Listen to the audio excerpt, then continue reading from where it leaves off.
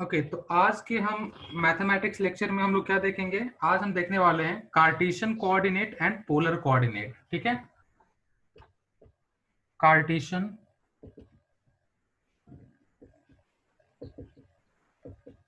Cartesian coordinate and polar coordinate.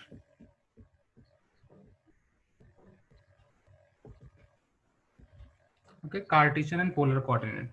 अब Cartesian coordinate मतलब क्या होता है, जो आज तक आप लोगों ने स्टडी किया है। ठीक है, जैसे एक्स वाई कोऑर्डिनेट आप लोगों ने देखा था, एक्स वाई कोऑर्डिनेट। ठीक है, अगर कोई भी पॉइंट है, अगर मैं इसे यहाँ से रिप्रेजेंट करूँ तो इतना दूरी पे ये x का है, मतलब यहाँ से इतना कुछ x दूरी पे है वो, और यहाँ पे ये y पे है। ठीक है, तो इसका x कॉमा y इसका कोऑर्डिनेट हो गया, और ये x कॉमा y है, इसे हम लोग क्या बोलते हैं, कार्टेशियन कोऑर्डिनेट। तो ट्रिग्नोमेट्रिक फंक्शन जो हम 12th का थर्ड चैप्टर देख रहे हैं, उसमें Cartesian coordinate and polar coordinate एक इंपॉर्टेंट टॉपिक है। और आपका पोलर कोऑर्डिनेट है, उसे हम लोग आर कॉमा थीटा से रिप्रेजेंट करते हैं, आर कॉमा थीटा। ओके, तो ट्रिग्नोमेट्री में एक हो गया तुम्हारा कार्टेशियन सिस्टम, दूसरा हो जाता है polar system. Okay, R comma theta and polar coordinate जो तुम्हारा, हाँ, polar coordinate and Cartesian coordinate, ये दोनों एक दूसरे से रिलेटेड होते हैं। ठीक है, ये दोनों क्या होते हैं, एक दूसरे से रिलेटेड होते हैं। कैसे, देखो ये यहाँ पे देखो, ये तुम्हारा x डिस्टेंस है, ये x है और ये y है। ओके, अगर मैं इसे, ये क्या है, ये तुम्हारा राइट एंगल ट्रायंगल बन 90 गया यहाँ डिग्री। से, ये a, ये b, ये c, ए बी सी एक ट्रायंगल जो कि राइट एंगल ट्रायंगल बन गया। इसमें hypotenuse let us assume r होगा, तो r का वैल्यू क्या होगा, r equals to side one square plus root of side one square plus side two square. तो आर स्क्वायर, हाँ, आर इक्वल टू क्या हो जाएगा, x square plus y square. Okay, y square. X square plus y square. अब let us assume यहाँ पे ऐसे anti clockwise अगर मैंने थीटा मेजर किया, ओके, तो यहाँ से साइन थीटा क्या निकलेगा, इस ट्रायंगल में अगर तुम साइन थीटा फाइंड करते हो तो साइन थीटा इक्वल्स टू क्या अपोजिट मिलने अपन वाला है, hypotenuse sine theta equals to y upon on r. R. Okay, sine theta equals to y upon r. And cos theta क्या मिलेगा, कॉस थीटा इक्वल्स टू, तुम अगर देखोगे तो क्या मिलेगा यहाँ से, x upon x r. By r. Cos theta मिलेगा एक्स अपॉन आर, और साइन थीटा क्या मिलेगा, वाई अपॉन आर। यहाँ से देख सकते हो y इक्वल्स टू, अगर मैं इसे क्रॉस इधर मल्टीप्लाई कर देता हूँ तो y इक्वल्स टू क्या मिलने वाला है, y equals to r into sine theta, equation 1 मान लो इसे, और यहाँ से क्या मिलेगा, x equals to r into cos theta. Okay, equation 2। अभी देखो x और y दोनों को हमने क्या किया, इसको अलग अलग इसके पोलर फॉर्म में, अगर हमें इसको रिप्रेजेंट करना है, देन x को हम लोग क्या लिखते हैं, r cos थीटा, और y को हम लोग क्या लिखते हैं, r sin थीटा। तो अभी जब इसके क्वेश्चन हम लोग सॉल्व करेंगे तो उस समय क्वेश्चन कैसा बनेगा, ऐसे यहाँ पे 1,2, 1,2, ऐसे ये x और y कोऑर्डिनेट है, इसे हम लोग को बोला जाएगा कि इस कार्टेशियन कोऑर्डिनेट को पोलर कोऑर्डिनेट में कन्वर्ट करो। ठीक है, ये कार्टेशियन है और इसे पोलर में कन्वर्ट करना होगा। तो यहाँ से देख सकते हो x का वैल्यू दिया है, y का वैल्यू भी दिया है। ओके, और x और y के वैल्यू जब सब्स्टिट्यूट करोगे तो तुम्हें डेफिनेटली यहाँ से क्या होगा, r और थीटा का वैल्यू आराम से मिल जाएगा। ओके, तो फटाक से अभी बोर्ड पे जितना भी कुछ भी है उसे नोट कर लो। वो नोट कर लिया, अगर नोट कर लिया होगा तो मैं फटाक से क्या करता हूँ, कुछ क्वेश्चन दे देता हूँ, और उस क्वेश्चन को सॉल्व करके हम लोग समझेंगे कि हाँ आर थीटा कैसे, ये कैसा कन्वर्जन होगा इसका, एक्स वाई का आर थीटा में कन्वर्जन कैसे होता है, क्या क्या होता है, वो सब हम थोड़ा सा देख लेते हैं फिर। ओके, तो नोट कर लिया सबने।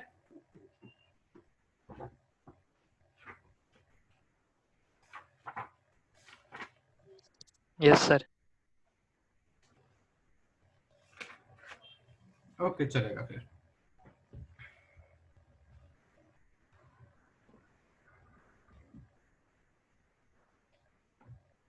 चलो, अगर तुम्हें यहाँ पे एग्जांपल दिया है ऐसा, first question, 2 comma pi by 4, 2 comma pi by 4। Okay, 2 comma pi by 4 को आप लोगों को, ये 2 क्या है, दिखने से लग रहा है ये कौन सा पोलर कोऑर्डिनेट है, 2 क्या है तुम्हारा r है, और पाई बाई 4 क्या है तुम्हारा थीटा है। ओके, तो इस पोलर कोऑर्डिनेट को हमें x कॉमा y के टर्म्स में कन्वर्ट करना है। ठीक है, x कॉमा y हमें लिखना है। तो x इक्वल्स टू क्या होता है, x इक्वल्स टू आप सबको पता है r cos theta, r into cos theta. r का वैल्यू कितना है 2, 2 into cos of theta, theta की जगह पे कितना है pi by 4, pi by 4। Okay, अब cos 45 कितना होता है, cos 45 1 बाय रूट 2 होता है। क्या होता है 1 अपॉन रूट 2। अभी 2 अपॉन रूट 2 क्या होता है, 2 अपॉन रूट 2 होगा। x का वैल्यू कितना मिला रूट 2। वहीं पर अगर मैं y का वैल्यू फाइंड करूं, y इक्वल्स टू क्या होता है, तो y equals to r sine theta, y equals to r sine theta. Okay, r के जगह पे वैल्यू क्या डालेंगे, फिर से 2 इंटू साइन थीटा के जगह पे क्या डालेंगे पाई बाय 4। ओके, अब सबको पता है, आप सबको क्या sine theta, sine 45 degree, sine 45 degree का आंसर कितना होता है, तो साइन 45 डिग्री में कितना होता है 1 बाई रूट 2। ठीक है, तो 2 into 1 by root 2 equals to क्या होगा, रूट टू कैंसिल, बचता है यहाँ पे रूट 2। ओके, तो y इक्वल्स टू भी क्या आया रूट 2 आया। इसका मतलब क्या कि ये जो तुम्हारा पोलर कोऑर्डिनेट है, इसे जब तुम इसका कार्टेशियन कोऑर्डिनेट में कन्वर्ट करोगे तो तुम्हें वहां से वैल्यू कैसे वैल्यू क्या मिलेगा। अगर पोलर कोऑर्डिनेट 2, पाई बाय 4 है, तो हम इसे जब कार्टेशियन कोऑर्डिनेट में कन्वर्ट करेंगे then it will be equivalent to root 2, root 2। ठीक है, तो ये सर दोनों, ये था ना। हाँ, तो ये क्या है, ये पोलर कोऑर्डिनेट ये हो गया, और ये कौन सा है तुम्हारा कार्टेशियन कोऑर्डिनेट। तो पोलर को कार्टेशियन में कन्वर्ट करना होता है कभी कभी, और कभी कभी वाइस वर्सा। अगर ये दिया होगा, इससे हमें ये कन्वर्जन करना होगा। ठीक है, ओके, तो मैंने फर्स्ट भी एक क्वेश्चन बता दिया बेसिक। अभी मैं अगर तुम्हें x कॉमा वाई का वैल्यू दूं और बोलूं कि तुम्हें इसका पोलर कोऑर्डिनेट फाइंड करना है, ठीक है, तो फटाक से करके बताओ मुझे।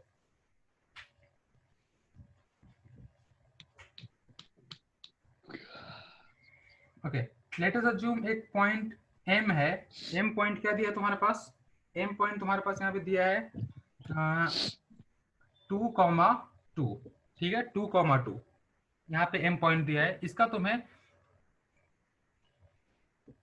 ये दोनों पॉइंट क्या है x, y है, मत हाँ,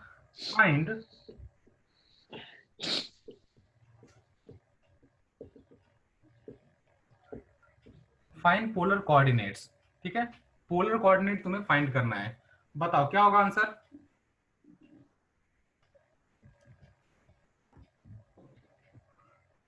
अभी देखो, पोलर कोऑर्डिनेट जब भी फाइंड करोगे तो तुम्हें क्या लगेगा r और थीटा। ठीक है, r और थीटा। r का वैल्यू क्या होता है, r equals to root of x square plus y square. ठीक है, root of x square, root of x square क्या है रूट ऑफ 2 का स्क्वायर प्लस फिर से 2 का स्क्वायर क्या होगा root of 4 plus 4, root of 8 आ गया। ओके, r का वैल्यू कितना है रूट 8। ओके चलो ठीक है, रूट 8 मतलब कितना होता है बाई 2, 2 रूट 2। चलो, r का वैल्यू मिल गया हमें 2 रूट 2। हमें क्या फाइंड करना है अभी, थीटा का वैल्यू। ओके, थीटा का वैल्यू कैसे फाइंड करेंगे वो देखो। अभी थीटा क्या होता है, x equals to r, x equals to क्या होता है r sine r cos cos. Theta होता है ना, cos हाँ थीटा। ओके, x का वैल्यू कितना है 2 इक्वल्स टू r का वैल्यू कितना है, r 2 का value root 2। 2 root 2 into cos theta. ठीक है, अभी यहाँ से कॉस थीटा इक्वल्स टू क्या मिलेगा, 2 से 2 cancel, 1 by root 1 two. By root 2। अब कॉस थीटा 1 बाई रूट 2 कब होता है, वो कॉस थीटा 45। 1 बाई रूट 2 तभी होता है जब 45। Equals to 45। 45। करेक्ट, एकदम सही। जब थीटा, सिंस यहाँ पे लिखोगे since cos pi by 4 equals to 1 by root 2, therefore theta equals to pi by 4। Okay, theta equals to क्या मिला पाई बाय 4। सिमिलरली यहाँ पे और क्या कर सकते हो, x equals to r cos theta, तो y equals to r r sine sine theta. Theta. ठीक है, y equals to r sine theta. अभी देखो, y equals to r sine theta डाला, y का वैल्यू कितना है 2 इक्वल्स टू r का वैल्यू कितना है 2 रूट 2, 2 कैंसल, साइन थीटा, यहाँ से थीटा साइन थीटा का वैल्यू कितना आएगा 1 बाई रूट 2। यहाँ से फिर से ऐसे लिखोगे since sine pi by 4 equals to 1 by root 2, since sine pi by 4 equals to 1 by root 2, therefore theta equals to pi by 4। तो दोनों तरफ से तुम्हें थीटा का वैल्यू कितना मिला पाई बाई 4 मिला। आर का वैल्यू कितना मिला, 2√2 मिला। यू कैन से कि R comma theta is equivalent कितना, किसका, आर कॉमा थीटा का वैल्यू कितना है, तो 2 इंटू √2 कॉमा π/4। ठीक है, ओके। यहाँ से आर कॉमा थीटा का वैल्यू तुम यहाँ पे लिख सकते हो, कॉस का तो सेम ही वैल्यू आएगी ना दोनों का, हाँ बराबर है ना। थीटा का वैल्यू और एक अलग ही रहा आएगा, तो जो फिक्स आएगा वो तुम्हें लिखना होता है हर समय। यहाँ से क्या मिलेगा, 2 इंटू √2 कॉमा π/4। ठीक है, ये यहाँ से थीटा, आर और थीटा का वैल्यू मिल गया। समझ में आया क्वेश्चन? यस ओके, तो इस टाइप के सर। क्वेश्चन तुम्हारे क्या, समझ में आया। इस टाइप के क्वेश्चन तुम्हारे जो टेक्स्ट बुक्स है, टेक्स्ट बुक के जो एक्सरसाइज होंगे उसमें मिलने वाले हैं। ठीक है, ओके। और हाँ, कल न्यूज देखा सबने, हाँ ना, वो क्या सर क्या चेंज हुआ है? हाँ सर। चेंज हो रहा है पूरा हाँ सर, कुछ पैटर्न, समझ में नहीं आ रहा है। सर बताओ ना, कुछ समझ में नहीं आ रहा। पैटर्न रहा है पूरा चेंज हो जाएगा। But the thing is that कि तुम लोगों का जो ईयर है ना अभी, हाँ 2021 एकेडमिक ईयर है तुम्हारा, ठीक है। तो 2021 में कुछ भी चेंज नहीं होने वाला है, सब सेम रहेगा। मतलब तुम्हारा बोर्ड एग्जाम 100% होने वाला है, ठीक है। हमारा होगा। हाँ, तुम्हारा 100% बोर्ड एग्जाम होने वाला है। जो भी बच्चे खुश हो रहे कि हाँ, बोर्ड कैंसिल हो गया। हाँ, जो भी कुछ हाँ वो कैंसिल हुआ है बराबर है, लेकिन वो अभी से नहीं होगा। वो नेक्स्ट ईयर वालों के लिए, नेक्स्ट ईयर मतलब 2022 में वो सिस्टम लागू होगा। क्योंकि अगर उनको बोर्ड एग्जाम अभी कैंसिल करना है तो उस अकॉर्डिंग उनको बुक्स बनाने पड़ेंगे। और तुम्हारा सिलेबस देखा तुमने, इस साल ही चेंज हुआ ना अभी, हाँ तो अगले साल फिर से हाँ। जब सिलेबस चेंज होगा, अगले साल फिर से बुक चेंज करना पड़ेगा उनको। ये बच्चे पहले ही खुश हो रहे कि बोर्ड का एग्जाम कैंसिल हो गया, ऐसा वैसा, मतलब कि हाँ, बोर्ड हमारा थोड़ी एग्जाम अगले बार से कैंसिल होगा, अभी तक कैंसिल नहीं हुआ है। हमारा नहीं हुआ ना। चलो तो फिर ठीक है। सर 8th और 11th में बोर्ड रहेगा क्या फिर? हाँ हाँ, 10 बोर्ड नहीं रहेगा। अभी बोर्ड की जगह पे क्या होगा, अभी देखो, अगर मैंने आज बताया कि 2021, ओके, 2021 में ये तुम्हारा एकेडमिक ईयर है। अगर इसमें बोर्ड का एग्जाम अभी तक एक होता था, ठीक है, तो अभी क्या हो जाएगा, 6 महीने में एक एग्जाम होगा और अगले 6 महीने में दूसरा एग्जाम होगा। ठीक है, मतलब 2 एग्जाम होंगे। सेमिस्टर जैसा। हाँ, सेमिस्टर टाइप, एग्जैक्टली पूरा सेमिस्टर टाइप होने वाला है। और इसमें भी क्या होगा, 50% ऑब्जेक्टिव एंड 50% क्या होगा, सब्जेक्टिव। मतलब तुम्हारा ऑब्जेक्टिव एग्जाम भी होने वाला है और सब्जेक्टिव एग्जाम भी होने वाला है, ठीक है। मतलब तुम्हारा नहीं, मतलब अगली बार से जो बच्चे आएंगे उनको दोनों के लिए प्रिपरेशन करना पड़ेगा। सिंगल एक रट्टा मार करके जाना और ये सब करेंगे तो उसके लिए कुछ फायदा नहीं है। बार बार तुमने सुना होगा बहुत लोगों के मुंह से कि वहां पे रट्टा मारने वालों का जो प्रोग्राम चल रहा था, बच्चे रट के जाते थे, पेपर लिखा होते थे, वो कैंसिल हो रहा है। इसका मतलब क्या, कि अगर रट के जाने वाला सब्जेक्टिव का अगर तुम्हारा जो वेटेज है वो कम हो रहा है, तो बढ़ेगा किसका वेटेज, ऑब्जेक्टिव का वेटेज। और जैसे ही ऑब्जेक्टिव का वेटेज बढ़ता है, एंड डेफिनेटली उसके लिए पढ़ाई ज्यादा करना पड़ेगा। ठीक है, क्योंकि सब्जेक्टिव में क्या होता है, फिक्स क्वेश्चन होता है कि हाँ ये 10 क्वेश्चन अगर बोर्ड में दिया है बुक के नीचे, तो 10 क्वेश्चन रन करके जाओ, 10 क्वेश्चन सॉल्व करके जाओ, कुछ भी करके जाओ, देन तुम्हें आराम से मार्क्स मिल जाते हैं। बट जब ऑब्जेक्टिव आ जाता है, तो ऑब्जेक्टिव में कुछ भी क्वेश्चन आ सकता है, कोई ऐसा फिक्स वैल्यू वाले क्वेश्चन नहीं होंगे। हाँ, जो भी सिलेबस है, सिलेबस उतना ही रहेगा, लेकिन जो टाइप ऑफ क्वेश्चन है, नंबर ऑफ क्वेश्चन क्या होगा, ज्यादा सॉल्व करना पड़ेगा। और जब तक ज्यादा सॉल्व नहीं करोगे तब तक कुछ होने वाला नहीं है फिर वहां पे। मतलब लेकिन अभी टेंशन मतलब अभी तुम लोग के लिए ऐसा कोई रूल्स वगैरह नहीं आया है अभी, ठीक है। तो तुम्हारा एज यूजुअल जैसा बोर्ड अभी थोड़ा बहुत जो सिलेबस कम किया है, तो उसी अकॉर्डिंग तुम्हारा उसी वो सोच रहे ना कि एग्जाम होगा। अभी चेंज किया फिर ये क्या चेंज कर दिया। हाँ, तो वो चेंज हुआ है इस 2021 के लिए। अभी जो चेंज हुआ ना वो 2021 के लिए है। हाँ। लेकिन कल जो वो एजुकेशनल पॉलिसी चेंज हुआ, वो 2022 से वहां पे लागू होगा। और 2030 तक वो 100% पूरा अच्छे से चलना स्टार्ट होगा। मतलब जितना भी चेंजेस हुआ है सब एग्जैक्टली उसी ईयर में नहीं होगा, उसको आगे उसको धीरे धीरे धीरे टाइम लगेगा। चेंजेस में क्या हुआ है, जैसे देखो, अभी तुम लोग साइंस के स्टूडेंट्स हो, ठीक है। साइंस में तुम्हें क्या, PCMB, ये 4 इंपॉर्टेंट सब्जेक्ट है। इसके अलावा फिर कौन से होते हैं, 2 और होते हैं तुम्हारा, 2 लैंग्वेज मान के चलो, अगर इंग्लिश हिंदी और ज्योग्राफी। मराठी और ज्योग्राफी। हाँ, ये एक ऑप्शन होता है, बायो लिया तो ज्योग्राफी नहीं, मतलब मैथ्स और बायो में कोई भी एक छोड़ते हो तो ज्योग्राफी को तुम लीव कर सकते हो, या फिर कहीं कहीं पे आईटी होता है। तो अभी क्या होगा, ये सब्जेक्ट के अलावा, इन सारे सब्जेक्ट्स के अलावा वहाँ पे अगर तुम्हें म्यूजिक हो गया, जितने भी वोकेशनल सब्जेक्ट है,